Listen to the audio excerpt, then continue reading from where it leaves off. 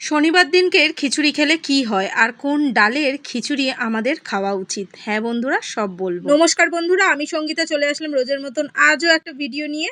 তবে আজকের ভিডিওতে একটু ইম্পর্টেন্ট কিছু কথা বলবো। তার আগেই বলে দিই, সকালটা শুরু হয়েছিল রোজেরই মতন, কিন্তু আজকে সকালটা একটু অন্যরকম। পুজো টুজো সবই সেরে ফেলেছি ঠিকই, পুজো দিতে গিয়ে হঠাৎ মনটা খারাপ হয়ে গেল তুলসী গাছটা দেখে। অনেকদিন ধরেই ভাবছি, মাটিও রেডি করে রেখেছি, কিন্তু কিছুতেই কিছু হচ্ছে না, তুলসী গাছের ব্যবস্থাই করতে পারছি না।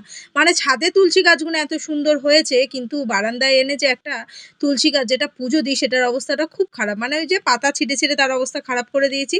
তাই আমি ভাবলাম আগে সকালবেলায় উঠে এই কাজটা করব করে তো রয়েই গেছে, বরং এই কাজটা আগে করি, বাদবাকি কাজ পরে করব।